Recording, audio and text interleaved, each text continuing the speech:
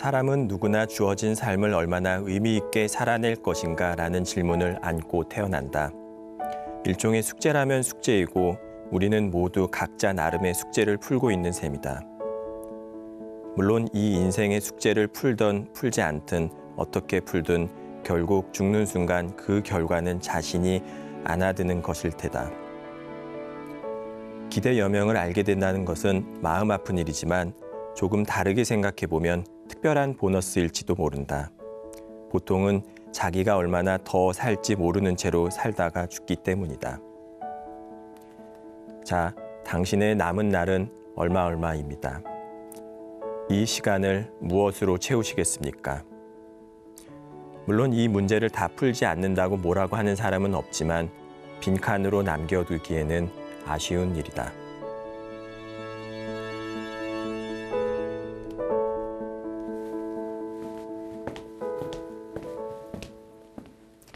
변화하는 세상을 만나는 가장 빠른 길. 내 방 안에서 다른 이들의 삶을 경험하는 가장 쉬운 방법. 여러분의 감성, 지성, 품성, 그리고 상상력까지 가득 채워줄 만만한 책. 안녕하세요. 저는 진행을 맡은 컨텐츠 프로듀서 이진아입니다. 반갑습니다.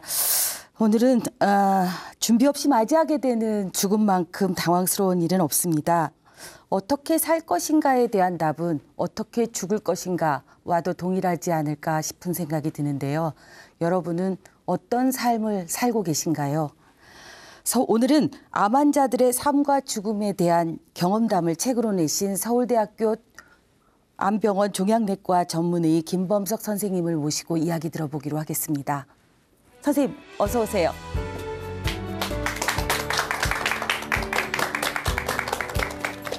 반갑습니다. 네. 시청자분들께 반가운 말씀 하나 한번. 네, 안녕하십니까. 만나게 돼서 반갑습니다. 저는 서울대병원에서 근무하고 있는 김범석이라고 합니다. 네. 예, 저희가 이 책을 읽어보고 싶게 만드는 구절을 낭독해달라고 부탁을 드리곤 합니다. 네. 예, 이 구절을 택한 이유가 무엇인지 말씀 좀 해주시겠어요? 네, 저는 암 환자분들 진료를 하고 있고요. 항암 치료를 하고 있는 사람입니다. 네. 제가 만나고 있는 환자분들의 대부분은 완치 목적의 치료가 아니라 생명 연장 목적의 치료를 받고 있는 분들이시고요. 삶의 마지막 순간이 점점 다가오고 있을 때 항암 치료를 함으로써 삶의 남은 기간을 조금 더 뒤로 늦추는 일, 그런 일을 제가 하고 있습니다.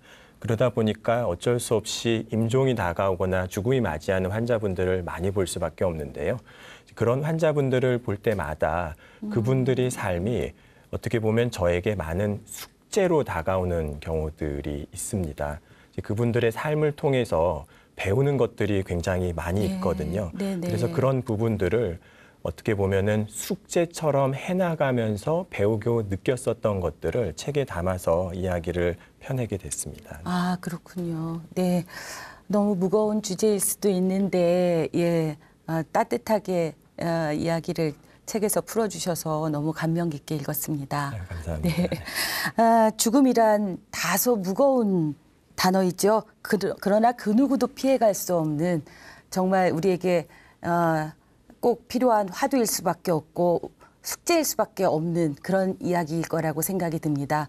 오늘은 선생님을 모셔서 이 부분에 대해서 죽음에 대해서 삶에 대해서 한번 멈추고 바삐 살던 삶을 멈추고 생각하는 그런 시간을 가져보도록 하겠습니다.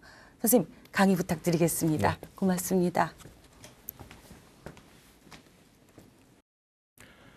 네, 안녕하세요. 저는 서울대병원 혈액종양내과에서 근무하고 있는 김범석이라고 합니다.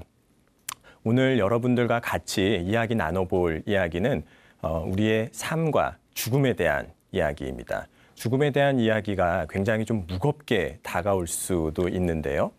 하지만 우리가 죽음을 통해서 되돌아보는 삶의 모습들이 우리 삶에 작은 변화를 일으키는 그런 부분들이 있기 때문에 조금은 어렵게 느껴질 수 있어도 죽음에 대해서 좀 이야기를 해보려고 합니다.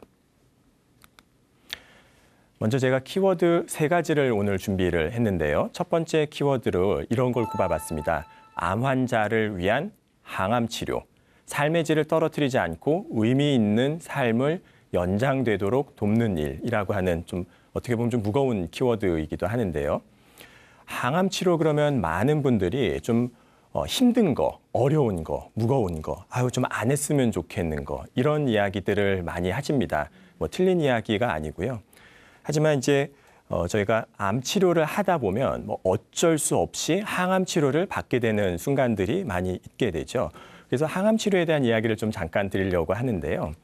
암이라는 것이 가만히 놔둔다고 해가지고 이게 뭐 저절로 좋아지는 병은 아닙니다. 암이라는 것이 점점 커지게 되고 어느 시점이 되면 암이 너무나 커지고 어쩔 수 없이 이제 임종이라고 하는 순간이 오게 되는 그런 병인데요.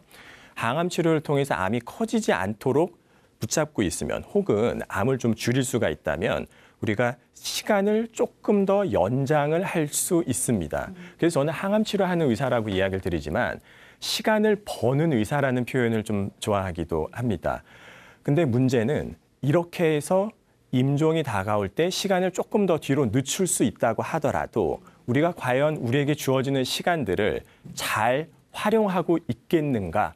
그 질문을 저는 늘 갖고 살아가고 있습니다.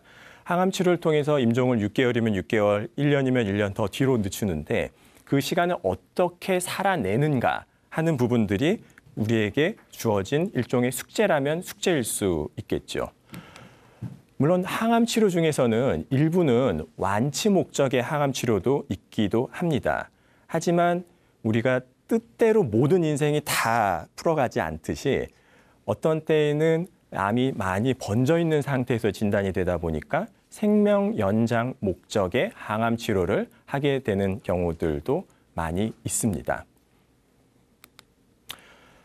그러다 보면 어쩔 수 없이 기대여명에 대한 이야기를 드리는 경우들이 많이 있어요. 근데 이제 기대여명에 대해서 많은 분들께서 조금 다르게 생각하시는 부분도 있는데요. 소위 뭐 의사들이 이제 뭐 6개월밖에 안 남은 것 같습니다. 뭐 한 달 버티기가 어려울 것 같습니다. 하는 이제 그런 시간들이 엄밀히 이야기하면 평균의 개념입니다. 그거보다 더 길 수도 있고 짧을 수도 있는 거고요. 그렇다면 그것보다 더 길 수도 있고 짧을 수도 있지만 중요한 것은 언제 내 삶이 끝날 건가, 언제 맞춰주는 게 중요한 게 아니라 어떻게 맞춰질 때에 많은 것이 다르게 보이기도 합니다. 뭐 세상에 천년만년 사는 사람은 없다. 모두 다 아는 거거든요. 하지만 정말 지금은 아니라고 모든 사람들이 다 이야기를 해요. 하지만 시간이 점점 이제 다가오고 있을 때에 남은 시간들을 내가 어떻게 채워나가느냐의 모습들을 보면 그분이 어떻게 살아왔는지 그분의 인생과 가치관, 철학 이런 것들이 모두 다 보이기도 하고 그렇습니다. 그래서 저도 환자분들 진료를 하면서 환자분들과 이제 그런 이야기도 많이 나누곤 해요. 이제 남은 시간이 많지 않을 것 같은데 지금부터 꼭 하고 싶은 일들은 무엇이 있으십니까? 그러면 많은 환자분들께서 나는 이런 거를 꼭 해보고 싶어요. 이렇게 답을 주시는 경우도 있지만 또 어떤 경우에는 안타깝게도 하고 싶은 게 딱히 떠오르지 않는 경우들도 많이 있습니다. 그냥 아침에 눈 뜨면 눈이 떠지고 밥 먹고 뭐 하다 보면 하루가 금방 지나고 또 일주일 지나고 뭐 했는지 모르겠는데 1년 지나고 이런 삶들이 반복되다 보면 자기의 삶이 주어지는 게 당연하다고 느껴지기도 하거든요.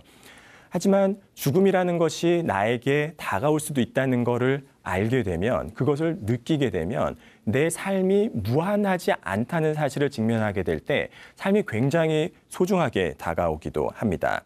그럴 때 하고 싶은 것들이 정말 무엇인가 떠올려 보면 예전에는 그렇게 중요하지 않았다고 느껴지던 것들이 중요하게 느껴지는 경우도 있고요. 또 반대로 예전에 굉장히 중요하다고 생각했었던 것들이 하찮게 여겨지는 경우들도 있습니다. 가령 어떤 분들은 돈을 굉장히 중요하시는 분들도 있어요. 그럴 수 있겠죠. 근데 평생을 돈 하면서 살았는데 어떻게 보면 내가 죽을 수도 있겠다는 생각을 하다 보면 속된 말로 이게 죽을 때 돈 싸들고 죽는 것도 아닌데 내가 무엇을 위해서 과연 이렇게 삶을 낭비하고 있는 거지? 이제 그런 생각의 전환을 하게 되다 보면 갑자기 고마운 사람들이 떠오르기도 하고 가족들과 잘 지내지 못한 거에 대한 후회가 밀려오기도 하는 일들이 생깁니다. 그래서 환자분들 중에서는 그런 분들도 계세요. 이렇게 나한테 하루하루 더 주어지는 게 굉장히 의미 있고 소중한 시간인데 가족 여행, 그동안 가야지 말만 하고 있다가 못 갔었던 것들을 간단하게라도 그냥 당일치기라도 여행도 가고 가서 맛있는 것도 좀 먹고 오고 예전에 사진첩을 이렇게 넘겨보면서 즐거웠던 시간들도 되새겨보고 미안했었던 친구들한테 전화 한 통화하고 이렇게 시간이 하루하루 더 주어지는 것들이 나한테 굉장히 의미가 있다. 그런 의미를 얘기를 하시는 분들이 계세요. 그래서 막상 암을 진단받고 남들이 보기에는 아이고야 이거 암에 걸려갖고 뭐 이제 얼마 남지도 않았다고 근데 어떡하냐 이렇게 할지 몰라도 정작 본인은 나의 삶이 끝날 수도 있다는 거를 알고 소중한 일들을 해나가니까 너무 사는 게 갑자기 즐거워졌다 이런 이야기를 하시는 분들이 계십니다. 근데 삶이 즐거워지기 시작했는데 많이 남아있지는 않다는 거를 알게 되니까 좀 아쉬워요 이런 얘기를 하시는 경우들이 많아요. 그렇게 우리가 하루하루 주어지는 시간이 당연한 시간이 아니라 굉장히 나에게 중요하고 소중하고 의미 있는 시간이라고 하는 거를 깨닫게 되면 죽음을 통해서 삶을 다시 한번 돌아보게 되고 의미를 만들어 나가는 시간들을 분명히 찾아 나갈 수 있는 것 같습니다. 두 번째로 말씀드리고 싶은 거는 최선에 대한 이야기입니다. 우리는 늘 최선을 다한다는 것이 굉장히 중요하다고 생각을 하고 최선을 다하는 것이 최선이라고 교육을 받아오고 또 그렇게 삶을 살아오곤 했습니다. 최선을 다한다는 거는 중요한 일이고 거기에 대해서 누가 뭐라 하지 않을 거예요. 하지만 제가 한 번쯤 질문을 드리고 싶은 부분은 뭐냐면 우리가 최선을 다한다고 열심히 사는데 과연 무엇이 최선인 것이냐 이 지점에 대해서 한 번쯤은 깊이 있게 고민을 해보고 생각을 해봐야 된다는 것이죠. 그래서 미국과 한국의 이야기를 좀 드려야 될 것 같은데요. 예전에 저희 병원에서 그런 연구를 했었어요. 임종하시기 직전까지 얼마나 항암 치료를 받느냐 이걸 따져보니까 저희 병원 데이터는 돌아가시기 한 달 전까지 항암 치료를 받고 계시더라고요. 이건 이제 거꾸로 이야기를 해보면 항암 치료를 저희가 종료하는 시점이 돼가지고 이제 삶을 좀 마무리해야 됩니다. 이런 이야기를 드리는데 우리가 삶을 마무리하고 정리하는데 채 한 달의 시간이 걸리지 않고 있다는 거예요. 반대로 미국 같은 경우, 미국은 우리나라랑 좀 문화가 좀 다르긴 하지만 미국 데이터를 보니까 미국 사람들은 그래도 6개월 전까지 항암 치료를 받고 있더라고요. 그러니까 우리가 미국 사람들에 비해서 전혀 준비가 안 된 상태에서 삶을 마무리하고 있다는 거예요. 사실 말이 좋아 한 달이지 한 달 안에 정리가 될까요? 이거 생각해 보면 정말 어려운 일이에요. 만약에 이제 저한테 그런 질문을 한다면 당신은 당신 삶을 마무리하는데 얼마가 필요하겠습니까? 그럼 저는 최소한 6개월 이상은 필요하다고 이야기를 할 것 같아요. 근데 나이가 60, 70, 그 본인 살아온 인생이라고 하는 거를 채 한 달 안 남은 시간에 정리를 한다는 것은 사실상 준비를 못 한다는 거죠. 우리가 뭐 대학 입시를 준비를 하려고 해도 뭐 6년 이상 준비를 하고 인생에 있어서 중요한 일은 뭐 결혼 이런 걸 하려고 해도 몇 개월 이상을 준비를 하게 되는데 평생의 삶을 마무리하는데 우리는 왜 이렇게 준비가 안 된 상태에서 제대로 준비를 못하고 임종을 맞이하느냐. 이제 이런 부분들을 우리가 한번 좀 짚어봐야 될 부분이 있다는 겁니다. 가장 큰 이유는 좀 여러 가지가 있겠지만은 저는 죽음이라고 하는 거를 터부시하고 이야기하지 않는 문화가 크다고 생각을 해요. 그래서 우리나라에는 이런 제도들이 있습니다. 사전연명의료의향서라고 해서요. 내가 만일 나쁜 일이 생겨서 뭐 의식이 없다든가 정말 숨을 못 쉬는 상황이 벌어진다 그러면 소위 무의미한 연명의료, 뭐 심폐소생술, 인공호흡기 이런 것들은 받지 않겠다고 미리 작성해 두는 문제가 있어요. 외국 사람들은 이런 걸 다 써놓습니다. 근데 우리나라 사람들은 이런 거를 얘기조차를 꺼내지를 않게 돼요. 그래서 연명의료 계획서 같은 거를 미리 작성을 해두지 않다 보니까 자식들 입장에서 굉장히 어려움에 겪게 되는 거예요. 자식들 입장은 그런 거예요. 아버지가 뭐 암에 걸렸다. 그러면 우리 아버지가 암으로 언젠간 돌아가시겠구나 이런 거를 생각은 할 수는 있지만 이 자식된 입장에서는 아버지가 언젠가는 돌아가실 거라고 생각하지만 아직은 때가 아니야 이렇게 생각을 해요. 그래서 모든 자녀들의 마음속에는 그래도 몇 년은 더 저기 되지 않겠어? 아직 시간 있는데 뭐 아버지랑 저녁 먹고 이런 거 뭐 다음 주에 하지 뭐 이런 식으로 하다가 막상 정말 숨이 넘어가는 시점이 되면 자식들이 너무 죄송한 거예요. 아버지한테 하지도 못한 것들이 있고 그러면은 그제서야 아버지한테 효도를 한다는 마음에서 정말 되지도 않을 항암 치료에 매달린다든가 중환자실 심폐소생술 저희는 다 할 거예요. 끝까지 해주세요. 끝까지 최선을 다하는 게 우리 가족이 원하는 바입니다. 그렇게 해서 인공호흡기를 달고 중환자실에 있으면 면회도 안 되고 그 중환자실 안에서 굉장히 고통스러운 시간을 겪게 되시거든요. 그럼 이게 과연 우리가 효도를 하는 건가? 최선을 다하긴 했어요. 하지만 이게 정말 부모님한테 최선인 것인가? 이 부분에 대해서는 우리가 좀 생각해 볼 지점이 있다는 거죠.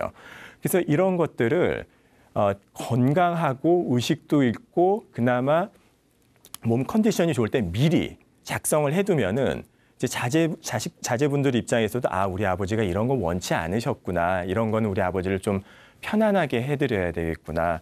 지금은 내가 아쉽기는 하더라도 부모님을 편안하게 보내드리는 게 더 효도이겠구나 이런 생각들을 하게 되는데 가장 첫 번째 시작은 죽음에 대해서 이야기를 나누는 겁니다. 근데 아마도 여기 계신 분들 중에서도 나는 우리 부모님과 임종에 대해서 얘기를 해본 적이 있어. 우리 아버지는 돌아가시고 나면 장례를 어떻게 치러달라고 하셔서 이런 얘기 아마 다들 안 하셨을 거예요. 우리나라 문화가 그렇거든요. 근데 그런 것들을 한 번쯤은 이야기를 하다 보면 부모님에 대해서든 모르는 부분들을 굉장히 많이 알게 되는 경우가 있습니다. 제 환자분 중에 한 분은 이런 분이 있었어요. 사전 연명의료 계획서도 다 쓰셨고 연명의료 이런 거는 나는 원치 않는다. 이런 걸 알아보신 분이 있었는데 그래도 내가 삶이 마무리되고 정말 죽음이라고 다가오는 게 다가오더라도 나는 조금 더 의미 있는 뭔가를 하고 싶다. 그러다가 장기 기증을 알아보신 거예요. 근데 좀 안타깝게도 암 환자분들은 장기 기증을 할 수가 없습니다. 그런데 이게 내 몸이라는 게 죽고 나면 정말 좀 어떻게 보면은 썩어 없어지는 몸인데 이거를 그래도 의미 있게 쓸 수 있는 방법이 어떤 것이 있을까 이걸 알아보다가 사후 뇌 기증이라고 하는 거를 환자분께서 어떻게 아시고 나는 내가 죽고 나서 내 신체의 일부를 연구용으로 이렇게 기증을 하고 싶다 이런 것들을 이제 해주신 분이 계세요. 저도 그분을 통해서 굉장히 많은 것을 느끼고 이제 배웠었는데요.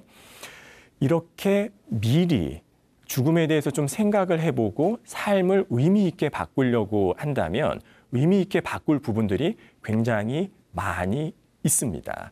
하지만 우리는 하루가 주어지는 시간이 너무나 당연하게 생각하기도 하고 이 삶이 소중하다는 생각보다는 여기서 어떤 불만이 있거나 불평이 있거나 왜 나만 이렇게 되지 이런 식으로 되다 보니까 정작 하루하루를 소중하게 보내지 못하는 경향들이 있는 것 같아요. 그래서 환자분들 보면서 저는 여러 가지 많이 배우기도 하는데요. 제가 오늘 말씀드릴 세 번째 키워드로는 이런 거를 꼽아봤습니다. 오늘은 나에게, 내일은 너에게. 이 말이 조금 안 와닿을 수도 있는데요. 이렇게 생각해 보시면 좋겠어요. 삶 속에서 우리가 죽음을 준비해야 되는 이유가 과연 무엇인가? 우리가 왜 지금 죽음에 대한 거를 얘기를 해야 되지? 이런 부분인데요. 기억나는 환자분들이 좀 계십니다. 70대 여자 환자분이셨고요. 담배 한 번도 태신 적이 없었지만은 폐암을 진단을 받으셨고 수술이 어려워서 암이 여기저기 번진 상태에서 발견이 되셨어요. 항암 치료 뭐 누가 좋아서 하는 사람 있나요? 뭐 어쩔 수 없으니까 항암 치료 해야 된다고 그러니까 항암 치료를 하셨는데 다행히 항암 치료가 그렇게 많이 힘들지는 않으셨어요. 그래서 3주에 한 번 와서 주사 맞고 일상적인 생활 잘 하고 아이들 손주들 봐주시고 그래서 그 따님이 이제 맞벌이 부부셔가지고 그 손주들이 학교에서 유치원에서 오면은 와서 애들 학교에서 데리고 와서 집에서 간식 해먹이고 따님이 올 때까지 이제 저녁 준비도 좀 해주시고 그 어떻게 보면 우리 주변에 있는 굉장히 평범한 환자분이죠. 근데 이분을 보면서 제가 많은 거를 배웠었던 계기가 이렇게 죽음이라고 하는 시간이 나한테 다가오고 있지만 내가 평소 하던 대로 삶을 잘 살아낼 용기가 있는 분들이 생각보다 많지는 않아요. 다들 불안한 마음이 들면 주변에다가 주변 사람들을 괴롭히는 경우도 있고요. 야, 내가 너무 힘들어. 어떻게 뭐 이러면서 가족들을 막 괴롭히는 경우도 있고 또 누가 뭐 좋대더라 그러면은 아주 비싼 돈을 내서라도 나는 이런 거를 하고 싶어 이러면서 정말 되지도 않을 이런 거에 막 매달리는 경우도 있는데 그분은 전혀 그런 것들이 없었어요. 그분이라고 해서 죽음이라고 하는 게 뭐 두렵지 않았을까요? 이렇게 하루하루 더 살아내지만 하루하루 죽음이 다가오는 게 분명히 그분도 두려웠을 거예요. 하지만 그분에게 있어서 가장 중요했었던 삶의 가치, 가족, 아이들 이 두 가지를 생각을 해보면 내가 어렵게 항암 치료하고 있지만 나는 내가 왜 열심히 잘 살아내야 되는지 이유를 알고 계셨었던 거죠. 살다 보면 어쩔 수 없이 풍랑이 치는 경우들이 있습니다. 배가 흔들릴 때도 있고요. 내 잘못은 아니지만 나에게 불행이 생기는 경우도 있어요. 그런 경우에 내가 어떻게 대하느냐에 따라서 그 사람이 가지고 살아온 인격, 철학, 가치관, 인품 이런 것들이 다 드러나기도 하죠. 좋을 때 좋은 거는 다 좋아요. 쉬워요. 하지만 어려운 때 잘 견뎌낼 수 있는 힘이 있느냐 없느냐 하는 거는 인생에 있어서 깊이와 내공이 없이는 어려운 일입니다. 그래서 그 할머니는 정말 어려운 순간들도 있고 암이 나빠지기도 하고 항암이 안 들어서 바꿔야 되는 순간들도 있었지만 가족을 잘 건사한다는 그런 자기 삶의 제일 중요한 가치를 꼭 붙잡고 아무리 흔들리는 어려움 속에서도 감정의 변화도 많이 없고 정말 잘 살아내셨어요. 나중에 할머니께 제가 한번 여쭤봤었어요. 많이 두렵진 않으시냐고. 이렇게 삶이 마무리되는 가족들이 걱정되지는 않으시냐고. 그러니까 그분이 그러시더라고요. 걱정된다. 하지만 나는 내 아이들이 내가 없고 나서도 슬픔을 잘 이겨내고 삶을 잘 꾸려나갈 것으로 나는 믿는다. 이런 얘기를 하시는 거예요. 결국은 지금은 이제 돌아가셨지만 저는 그분이 돌아가시지 않았다고 생각을 해요. 가족들의 마음속에서 영원히 함께 살고 계시다고 생각을 해요. 이런 일들을 보면 결국 암이라고 하는 것이 안 좋은 일이기는 하지만 꼭 안 좋지만은 않은 거 아닌가 이런 생각도 하게 됩니다. 또 이런 분도 있었습니다. 굉장히 오래 치료 반응이 유지되는 분들이 있어요. 소위 뭐 폐암 4기를 진단받으면 뭐 1, 2년 못 살다가 돌아가시는 게 일반적인데 뭐 6년, 7년, 8년 굉장히 오래 사시는 분들이 계시거든요. 그럼 이제 의사로서는 굉장히 궁금해집니다. 저분은 어떤 이유로 이렇게 오래 사시는가? 실제로 그게 저희 연구 주제이기도 하고요. 그런 것들을 뭐 유전자 분석을 해가지고 연구도 많이 하기도 합니다. 하지만 제가 보는 관점에서는 좀 다른 부분들이 좀 눈에 띄기도 해요. 제가 뭐 서양 의학을 전공을 하고 있고 뭐 과학을 공부한 사람이 할 얘기는 아닌데 그렇게 해서 오래 사시는 분들을 보면 굉장히 긍정적인 부분들이 눈에 많이 띕니다. 근데 여기서 조금 다른 부분은 뭐냐면 우리 누구나 다 긍정적이어야 된다 이런 생각들을 많이 해요.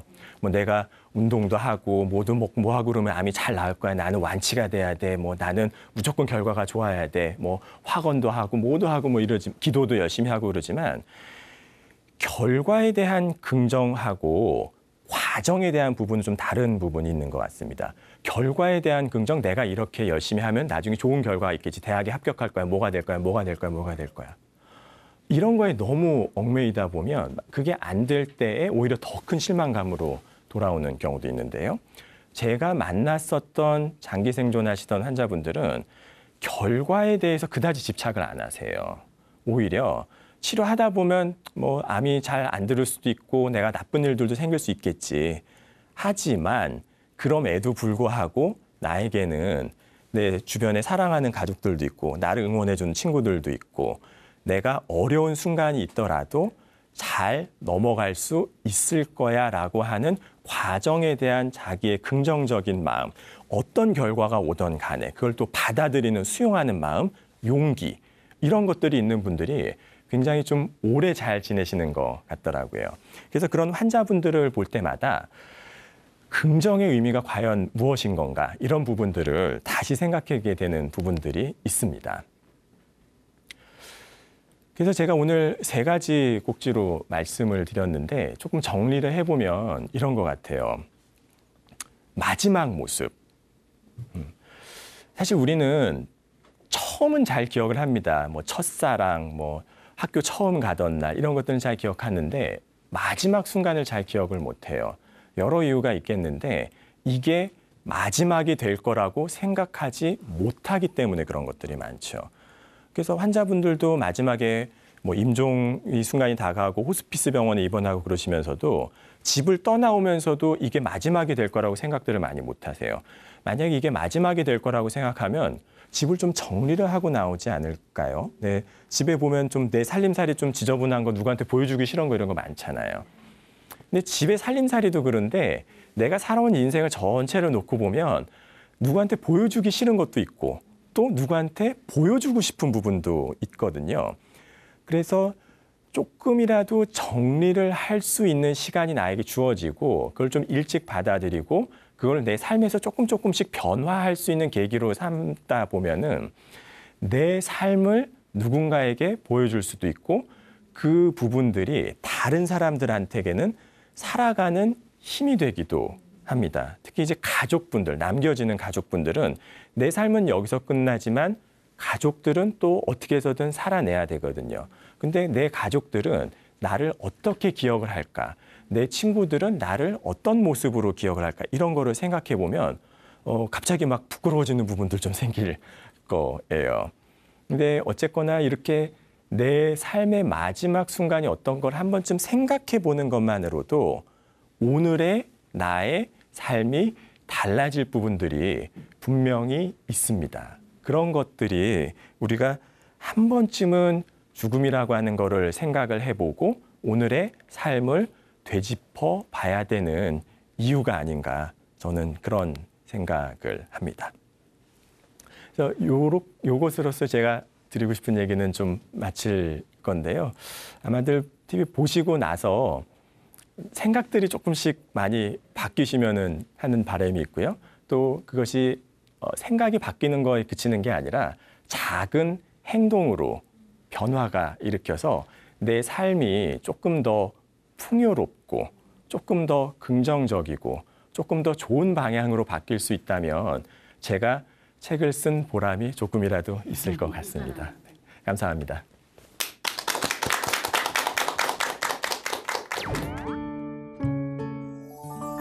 강의 잘 들었습니다. 감사합니다. 네, 많은 생각을 하게 되는데요. 강의를 들으면서 내게 만약에 유한한 시간이 주어졌다. 네. 그리고 죽음이 다가오고 있다. 그렇다면 그 시간 안에 나는 어떤 태도를 취하게 될까? 네. 그리고 어떤 내용을 담은 삶을 마지막으로 살게 될까? 이런 생각을 되게 많이 하게 되는 시간이었습니다. 네. 너무 감사합니다. 예, 암투병은 사실 암 환자뿐만이 아니라 암 주변의 가족들까지도 모두가 다 힘들고 그 주위를 둘러싼 분들이 희생을 할 수밖에 없는 그런 큰 병인데요. 자, 이런 분들 어떻게 가족들한테랑 암 환자들한테 조언을 해주실지. 예. 맞습니다. 이 암 그러면 우선 굉장히 두려운 마음이 들어요. 네네. 암이 큰 병이잖아요. 그쵸, 한국인 사망원이 두렵죠. 뭐 부동의 1위이고 게다가 또 암이 굉장히 흔한 병입니다. 네네네. 예전보다 발생률이 굉장히 점점 올라가고 있고요. 평균 수명이 길어지고 있는 것이 가장 큰 원인인데 지금 현재 평균 수명만큼 산다 그러면 3분의 1의 확률로 암이 생기는 거거든요. 네네. 암이 하나가 완치가 됐더라도 뭐 2차 암이라고 해서 암이 2개, 3개씩 걸리는 일도 있고. 맞습니다. 그러니까 암이 굉장히 두려운 병인데 흔한 병이기까지 해요. 이러니까 우리는 더 어려움을 느끼는 그쵸, 것 같아요. 그쵸. 주변에 보면 집집마다 암 환자 없는 집이 없다고 해도 과언이 아닐 정도입니다. 근데 제가 말씀드리고 싶은 거는 이제 두 가지인데요. 첫 번째는 일단 암이 굉장히 흔한 병이기 때문에 나만 그러는 거는 아니구나. 일단 요 생각만 하더라도 상당 부분 마음의 부담이 조금 맞습니다. 덜어지기도 합니다. 그리고 이제 두 번째는 이 암 치료의 과정이 굉장히 힘든 과정인데 혼자 하는 거는 아니다. 이 네네. 생각만 하셔도 네네. 마음이 많이 편해지기도 해요. 네, 실제로도 네. 주변에 암 환자분 가족이 있거나 이러면은 집안에 암 환자가 한 명 생기면 온 집안 식구들이 다 비상에 걸릴 맞습니다. 정도거든요. 병원에 한번 가려고 해도 병원에 모시고 갈 때 같이 이렇게 가야 되지 뭐 이러다 보면은 가족들의 도움이 필수적인데요. 또 네. 거꾸로 얘기하면 네. 내가 힘든 치료를 할 때 누군가가 나를 도와준다라고 하는 거가 되기도 해요. 네네. 그래서 암을 진단받고 가족의 의미를 다시 생각하게 됐다. 이런 이야기를 제가 굉장히 많습니다. 그래서 내가 혼자가 아니라는 그런 거를 생각을 해보면 어느 정도 투병 생활할 수 있는 용기도 갖게 되고요. 또 네네. 거꾸로 내가 평소에 사람들한테 얼마나 잘해왔었는가 이거를 어떻게 보면은 좀 맞습니다. 성적표를 받기도 네, 하는 네. 거예요. 그래서 환자분들 중에서도 굉장히 인복이 많은 분들이 계세요. 항상 네. 병동 갈 때마다 주변에서 뭐 이렇게 병문안 오시는 분들도 많고 가족분들이 정말 이렇게 환자분을 아끼고 위하는 마음에서 걱정스러운 해주시는 분들도 많고 평소에 그렇게 인복이 많았었던 분들은 어떻게 보면 좀 투병 생활을 좀 수월하게 하기도 하고요. 또 유난히 사람들을 주변 사람들을 힘들게 하고 가족들 사이에서도 소원하고 이런 분들은 투병 생활을 조금 더 어렵게 하시는 경우도 있는 네. 것 같아요. 이제 그렇다면 생각해 볼 게 그럼 내 주변에 있는 사람들을 내가 만약에 뭐 암에 걸린다 그러면 이제 어떻게 해야 될까 이런 것들 생각하면 갑자기 주변 사람들이 좀 달라져 보이기도 하고 그럴 거예요. 맞습니다. 사실은 네. 저는 암 수술을 2번이나 한 사람입니다. 그러셨어요? 그래서 선생님을 네. 병원에서 많이 뵀어요. 네. 사실은. 네. 그러셨군요. 근데 30대 초반에 한 번 알았고 네. 그다음에 50대 또 한 번, 2번째 암을 알았었는데 보면서 저는 너무 젊을 때 암이 걸리니까 암보험이라는 게 없었어요. 저는. 네. 그래서 진짜 나라의 도움밖에 못 받아서 네. 우리나라 의료제도가 정말 잘 돼 있구나라는 걸 깨달은 거 하나랑 보험이라는 거는 그때 주변의 도움을 너무 많이 받아서 사실 보험회사에 드는 게 아니라 사람한테 드는 거구나, 보험은. 예, 그런 생각 정말 많이 들었었어요. 그때 주변에 갑자기 눈물 날라요. 아이고. 네, 어려운 주변의 일을 도움을 겪으시고. 정말 많이 받았었거든요. 네.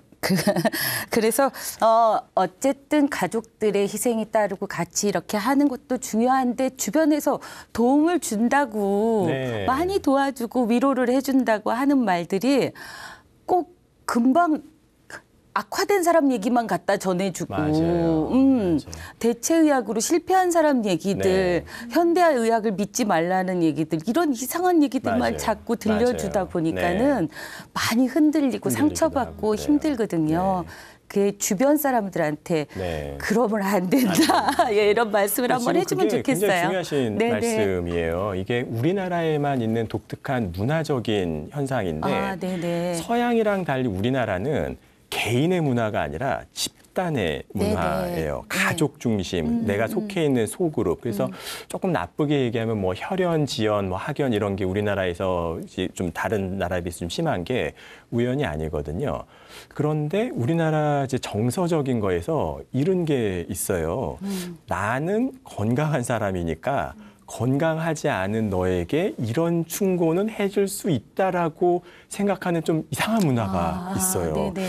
이게 또 그분도 그런 의도는 아닐 거예요. 정말 뭐 도움을 그쵸, 주고 싶어하는 그쵸, 마음에서 맞아요. 이러는데 막상 암을 진단받은 환자분들 입장에서는 이 말 한마디에 상처를 받는 경우가 굉장히 많습니다. 그래서 뭐 정보를 갖다가 무슨 뭐 이런 거 하면은 뭐 암이 좋대더라 뭐 이러면서 그 말을 하는 사람 입장에서는 좀 도와주려고 한마디를 한 건데 사실 절박한 거는 혼란스럽게 환자가 더 절박하죠. 환자분이라고 그걸 모를까요? 아니에요. 그래서 이런 거를 정보를 주고 싶더라도 정말 필요할 때에만 정보를 들은 게 오히려 더 낫기도 하고 그다음에 이렇게 내가 상대방 입장에서 생각을 해보면은 맞습니다. 사실은 답이 다 있어요.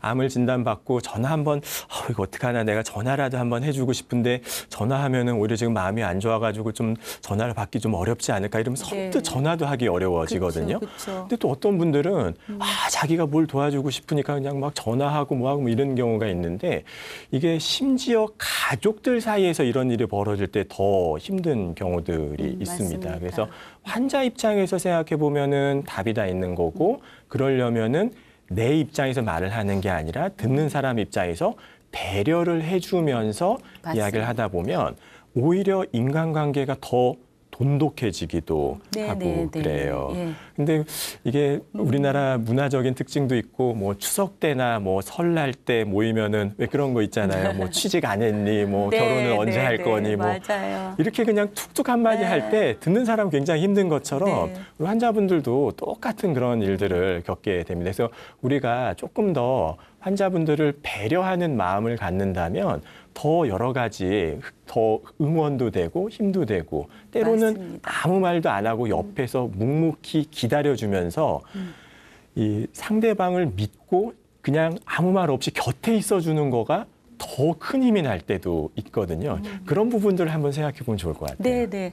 아, 의사 선생님이시니까 환자를 위하는 마음에 배려하는 말씀을 굉장히 많이 해주셨는데요. 암 환자 입장에서 팁을 드리면 주변을 제어하기 쉽지 않습니다. 맞아요. 예, 암 환자가 태도를 분명히 갖는 게 굉장히 중요합니다. 맞습니다. 내 네. 태도를 바꾸는 게, 내 태도를 긍정적으로 행복하게 바꾸는 게 훨씬 빠른 방법이라고 맞습니다. 네, 네. 네. 저는 개인적으로 맞습니다. 생각하는데요. 네. 그런데 문제는 주변에서 얘기 듣고, 근데 암을 대하는 태도를 보면 저도 암 환자를 많이 만나게 됐잖아요. 네. 병원에 가서 보면 약간 둘로 나뉘어요. 저 같은 경우는 책을 찾아서 네. 보고 공부하고 제 암이 어떤 건지 굉장히 궁금해지고, 네. 예, 물론 처음엔 내가 잘못 살아서 벌 받는 건가 하는 심리적 혼란을 잠깐은 겪긴 했지만 공부를 하게 되는데 어떤 분들은 또 그걸 굉장히 두려워하는 거예요. 직면하는 게 두려운 거예요. 맞습니다. 암하고 직면하는 게 두렵기 때문에 병원에서 알아서 해주시겠지. 네. 그리고 주변에 내가 믿을 만한 사람의 이야기를 차라리 듣겠어. 네. 이런 쪽으로 선택을 하게 되는데 굉장히 그때 오류가 나기 쉬운 것 같거든요. 맞아요. 예. 네. 그래서 어떻게 암에 관해서 정확히 이해를 해야 할지, 네. 그리고 어디서 그런 정보들이나 네. 공부는 하면 좋을지, 어떤 정보를 네. 받아들이고 어떤 정보는 취하면 안 되는지를 좀 말씀해 주시면. 굉장히 중요한 네. 말씀을 지금 해주셨는데요. 저는 환자분들한테 그런 이야기를 많이 해요. 아유, 그 인터넷 좀 이제 그만 보시라고. 왜냐하면 네네. 정보들이 굉장히 많은데 이게 정말 맞아요. 믿을 만한 정보이냐. 이건 완전히 별개의 문제고요. 인터넷에 있는 거 뭐 하다 보면은 결국 뭐 몇백만 원짜리 하는 건강보조식품 광고가 되고 그쵸. 또 마음이 혹하면 아, 내가 이런 거라도 먹으면 뭐 좋아질까 해서 뭐 괜히 비싼 돈을 낭비하는 경우들도 많이 있거든요. 그래서 저는 오히려 환자분들한테 인터넷 좀 그만 보고 자기 자신에 대해서 좀 탐구를 해보라는 이야기를 많이 드려요. 이게 똑같은 일들이 이제 보호자분들, 가족들한테도 좀 벌어지는데요. 가족분들 입장에서는 절박해요. 아, 우리 어머니가 암이라는데 뭐 주변에서 이런 맞아요. 거 저런 거 뭐 해야 된다는데 막 보면 귀가 막 하는 안 하고 싶은데 어쩔 수 없이 쓸려가면서 하는 경우도 있거든요. 그런데 인터넷 찾아보고 뭐 정보 찾아보고 뭐하고 그러면서 정작 환자랑은 많은 대화를 안 하는 경우가 있어요. 네, 맞습니다. 근데 결국 내가 내 어머니한테 잘해주기 위해 갖고 정보도 찾아보고 모두 하고 하는 건데 막상 이거 하느라고 정작 중요한 것들은 놓치고 있는 경우들이 너무나 소소하고 위대한 많거든요. 일상을 놓치는 거죠. 맞아요. 그쵸? 네. 그래서 인터넷 찾아보지 말고 그냥 엄마 맞습니다. 얼굴을 쳐다보고 있으라고. 맞습니다. 그럼 답이 다 나올 거라고 제가 이제 약간 농담 반 진담 반으로 그렇게 얘기를 드리는데 정작 뭐 암에 걸린 부모님들이 무슨 뭐 몇백만 원짜리 하는 뭐 건강보조식품 택배로 보내줘 봐야 좋아하지도 않으세요. 오히려 병원 갈 때 그냥 같이 그냥 가는 거. 혼자 네. 병원 가면 좀 외로우니까 네네. 같이 가가지고 또 병원 가면 또 병원만 가나요? 또 주변에서 뭐 밥도 먹게 되고 또 기다리는 동안 기다리는 시간이 우리나라 병원 너무 많으니까 뭐 이런저런 얘기도 하다 보면은 이게 우리 어머니가 이런 생각을 하고 계셨나? 이런 지점들이 생기게 되거든요. 맞아요. 그래서 같이 투병 생활을 하다 보면 환자분이나 가족분들, 보호자분들이 몰랐었던 모습들을 굉장히 많이 깨닫게 되고요. 그런 것들을 통해서 서로에 대한 이해의 폭을 넓혀 나가면서 상대방을 조금 더 내가 더 잘 이해할 수 있게 되는 거. 그런 것들은 어떻게 보면은 암에 걸리지 않았으면 몰랐을 일들이거든요. 맞습니다. 네. 그래서 그런 부분에 소중한 거를 찾아 나가야지 괜히 이상한 정보에 휩쓸리면서 뭐 하면 어떤 때 될 일도 안 되는 것 같아요. 맞아요, 맞아요. 평정심을 갖는 게 맞아요. 제일 힘든 건 네. 것 같아요. 이게 어렵죠. 이해하는, 네. 머리는 이해가 가는데 네, 이게 마음으로 잘 돼요. 안 돼요. 그래서 아프고 나면은 이 소소한 일상들, 작은 것들, 아까도 네. 말씀드렸지만 이게 얼마나 위대한 일상인지, 이게 얼마나 대단한 축복인지 네. 이런 생각을 하게 되는 또 다른 기쁨이 있습니다. 맞습니다. 네. 네, 네.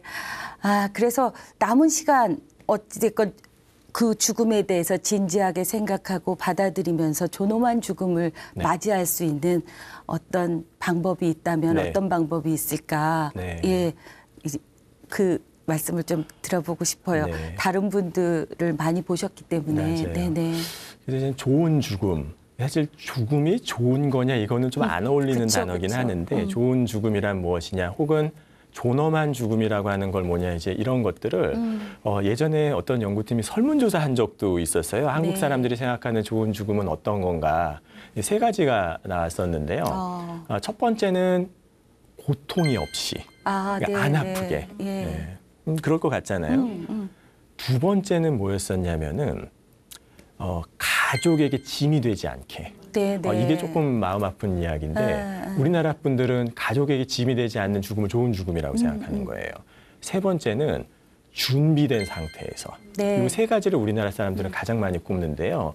똑같은 설문조사를 미국이나 일본에 해보면 이게 조금씩 다릅니다. 아, 미국 네. 사람들은 뭐 가족에게 짐이 되지 않는 죽음이 좋은 죽음이다 이런 생각 안 해요. 네. 그럼 이제 질문을 다시 생각해 볼 수도 있는 거죠. 우리는 왜 이 세 가지를 좋은 죽음이라고 생각하는가? 제가 내린 결론은 그거예요.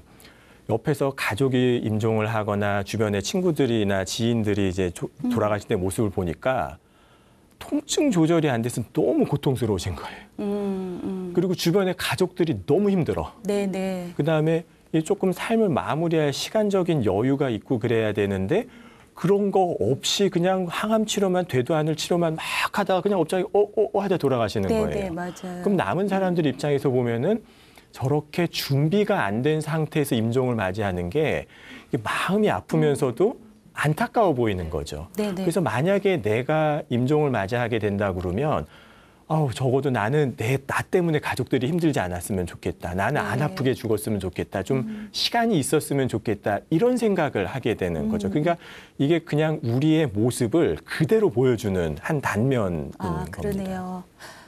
앞에 말씀하신 세 개 중에 1, 2번은 네. 갑자기 죽으면 해결되는 일일 것 같아요. 근데 그게 그런데 또 그렇게 간단치가 않아요. 아, 그래요? 네. 네. 이게 조금 다른 얘기인데 어르신들이 그런 얘기 하시는 경우가 있어요. 자다 죽고 싶다고. 주무시다가 편안하게 그쵸. 돌아가시는 거. 네네네네. 근데 실제로 제 환자분들 중에서도 정말 뭐 임종을 맞이하는 모습들이 다 제각각인데 주무시다가 편안하게 돌아가시는 분도 계세요. 네네. 그렇죠. 근데 이런 얘기를 하면 나이 들으신 어르신들은 그걸 복이라고도 약간 좀 하시죠. 그것도 복이야. 약간 좀 부럽다는 반응을 네네. 보이기도 하고 그러는데 문제는 자녀들입니다. 맞습니다. 왜냐하면 자녀들 입장에서는 이게 청천벽력 같은 거예요. 맞아요. 어느 정도 부모님이 만약에 암에 걸렸다 그러면은 준비할 시간도 있고 그래야 되는데 그런 거 없이 그냥 부모님이 주무시다가 그냥 확 돌아가시면은 이게 남은 가족들 입장에서는 뭐 부모님과 좋은 추억 만들 시간도 없고 준비할 시간도 없고 그러니까 너무 힘들게 되는 거예요. 그래서 갑자기 돌아가시면 복이라고 생각할 수 있지만 남겨지는 가족들 입장에서는 정말 최소한의 시간도 갖지 못한 채 갑자기 맞이하는 죽음이 되기 때문에 정말 이게 꼭 좋은 것인가 좀 되짚어볼 부분도 좀 맞습니다. 있는 것 같아요. 그래서 세 번째가 제일 중요한 맞아요. 죽음이 아닐까 싶습니다. 너무 갑자기 돌아가셨을 때 경우에 남은 사람들이 받을 상처 맞습니다. 그리고 고인의 입장에서도 충분히 시간을 갖고 주변을 정리할 시간은 정말 필요하다라는 생각이 들어서 네. 어떤 죽음도 삶의 질만큼이나 중요하다. 죽음의 질도 굉장히 중요하다라는 생각이 많이 드는 그런 시간이었던 것 같습니다. 네.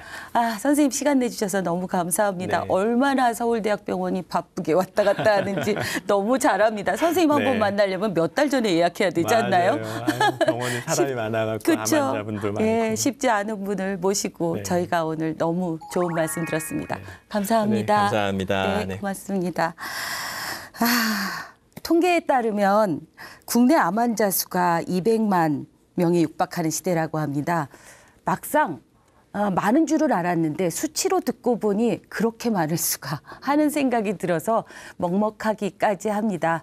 예, 그래서 오늘 이 시간 같은 경우는 이렇게 많은 나만이 겪는 일이 아니라 암 환자 가족 뿐만 아니라 그 주위 사람들까지 하면 결코 피해갈 수 없는 나의 일이었다라고 생각이 들고 많은 위로와 그리고 생각을 할 수 있는 그런 시간을 얻는 그런 시간이 되지 않았을까 싶습니다. 오늘은 어제 죽은 이가 간절히 살고 싶었던 내일이라고 합니다. 그렇게 소중한 오늘이 쌓여서 행복한 내일이 만들어지는 거겠죠. 중요한 현재를 여러분들은 어떻게 맞이하고 계신지 궁금합니다. 오늘은 만만한 책 여기까지입니다. 다음 주에 다른 주제로 다시 찾아뵙겠습니다. 감사합니다.